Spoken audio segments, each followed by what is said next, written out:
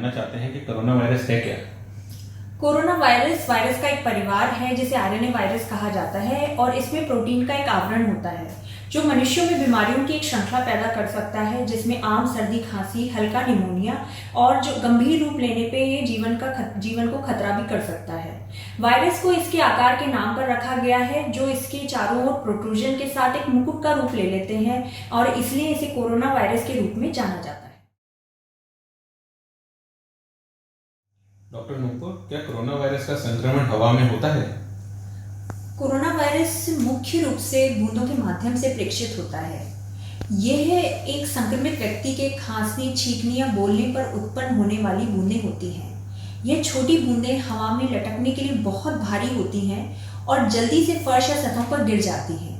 यदि आप corona virus संक्रमित व्यक्ति के 1 मीटर के दायरे में हैं या किसी दूषित सतह को छूते हैं और फिर अपने हाथ धोने से पहले अपनी आंखों, नाक या मुंह को छूते हैं तो आप वायरस से संक्रमित हो सकते हैं। और एक शोध में यह भी पाया गया है कि यह वायरस सतह पर 48 घंटे तक रह सकता है।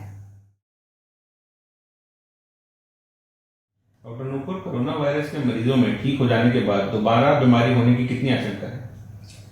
जो लोग कोविड-19 से संक्रमित हैं वह एक सुरक्षात्मक एंटीबॉडी विकसित करते हैं, लेकिन ये अभी स्पष्ट नहीं है कि सुरक्षा कितनी देर तक चलती है। कोविड-19 से उबरने वाले एक शोध में 23 रोगियों का जब अध्ययन किया गया तो उसमें पाया गया कि एंटीबॉडी लक्षणों के शुरू होने से 14 दिन तक अधिकांश रोगियों में पाई जाती है, लेकिन जैसे कि फ्लू उत्परिवर्तित होता है यानी म्यूटेट हो सकता है, वैसे ही कोविड-19 भी म्यूटेट हो सकता है और वापस बीमारी या संक्रमण कर सकता है। क्या कैंसर से जूझ रहे या ठीक हो चुके मरीजों में कोरोना संक्रमण का अधिक खतरा है? आज तक कोई भी सबूत ये बताने के लिए उपलब्ध नहीं है कि कोई भी कैंसर उपचार कोविड-19 के वायरस के संपर्क में आने वाले को किसी भी अन्य व्यक्ति की तुलना में कम या ज्यादा होने का जोखिम देता है। कुछ प्रमाण हैं कि कैंसर के रोगी अधिक गंभीर कोविड-19 संक्रमण का अनुभव कर सकते हैं यदि वे इसे प्राप्त करते हैं। तो संभावना है, क्योंकि कैंसर और कैंसर उपचार कमजोर प्रतिरक्षा प्रणाली में योगदान कर सकते हैं, तो तब संक्रमण से लड़ने की क्षमता कम कर सकते हैं। ऐसे मरीजों में ज्यादा गंभीर लक्षण हो सकते हैं। कोरोना से बचने के लिए कहा जा रहा है कि इम्यूनिटी बढ़ाना आवश्यक है, तो क्या इम्यूनिटी बढ़ाने में विटामिन सी की कोई भूमिका है? विटामिन सी एक महत्वपूर्ण पोषक तत्व है जो आपकी प्रतिरक्षा प्रणाली को ठीक से काम करने में मदद करता है। 2019 कोरोना वायरस यानी कि कोविड-19 महामारी के साथ ये समझना विशेष रूप से महत्वपूर्ण है कि कोई भी पूरक आहार और विटामिन सी हमें इससे बचने में मदद नहीं कर सकता। सिर्फ और सिर्फ सोशल डिस्टेंसिंग और उचित स्वच्छता अभ्यास ही हमें कोविड-19 से बचा सकता है। विटामिन सी आपको सर्दी लगने की संभावना को तो कम नहीं कर सकता, लेकिन यह आपको जल्दी से ठीक करने में मदद कर सकता है और लक्षणों को कम गंभीर बना सकता है। डॉक्टर नूपुर, हम ये जानना चाहते हैं कि कोरोना से संक्रमित एक व्यक्ति कितने लोगों को संक्रमित कर सकता है? कोरोना से संक्रमित व्यक्ति कितने लोगों को संक्रमित कर सकता है, इस आंकड़े को हम R0 यानी कि R0 भी लिखते हैं। अभी तक के अनुमान में ये पाया गया है कि कोरोना वायरस का R0 2 से 2.5 के बीच है।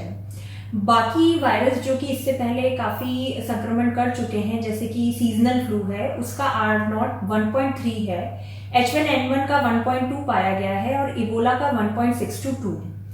कोरोना वायरस की उष्मायन अवधि 1 से 14 दिन होती है। ये 80% रोगियों में हल्के लक्षण करता है, 15% रोगियों में गंभीर बीमारी करता है और 5% रोगियों में क्रिटिकल रूप से बीमारी करता है। 0.5 to 3.5% लोगों में मृत्यु भी हो सकती है। डॉक्टर नूपुर, आजकल का सबसे ज्यादा पूछे जाने वाला सवाल ये है कि कोरोना वायरस से बचाव के लिए क्या एहतियात बरती जाए? ये एक बहुत ही महत्वपूर्ण सवाल है और इसके लिए अमेरिका की CDC की कुछ गाइडलाइंस हैं। इस वायरस से बचने के लिए सबसे जरूरी है कि इस वायरस के संपर्क में ना आए, सोशल डिस्टेंसिंग का पालन करें, किसी से भी 1 मीटर से अधिक की दूरी बनाए रखें, अनावश्यक काम के लिए घर से बाहर ना जाएं और जब बाहर जाएं मास्क का उपयोग करें। N95 मास्क की आवश्यकता नहीं है, नॉर्मल मास्क का उपयोग काफी है। अपने हाथों को अक्सर साफ करें। फोम बनने तक 20 सेकंड के लिए साबुन से हाथ धोएं। हाथ धोने के कुछ प्रमुख निर्देश हैं, जैसे भोजन तैयार करने से पहले और बाद में, खाना खाने से पहले, घर पर किसी बीमार की देखभाल करने से पहले और बाद में, कट या घाव का इलाज करने से पहले और बाद में, शौचालय का उपयोग करने के बाद, डायपर बदलने या शौचालय का इस्तेमाल करने वाले बच्चे की सफाई के बाद, अपनी नाक बहने के बाद, खांसना या छींकने के बाद और किसी भी तरह का कचरा छूने के बाद। खांसी या छींकने वाले किसी भी व्यक्ति से सुरक्षित दूरी बनाए रखें। अपनी आंखों, नाक या मुंह को ना छुएं। खांसने या छींकने पर अपनी नाक और मुंह को अपनी मुड़ी हुई कोहनी या एक ऊतक से ढक लें। अपने स्थानीय स्वास्थ्य प्राधिकरण के निर्देशों का पालन करें। रोजाना छूने वाली सतहों को स्वच्छ और कीटाणु रहित रखें, जैसे table, door knob, light switch, phone, keyboard, toilet, नल और सिंक। यदि सतह गंदे हैं तो उन्हें साफ करें। डिटर्जेंट या साबुन और पानी का उपयोग करें।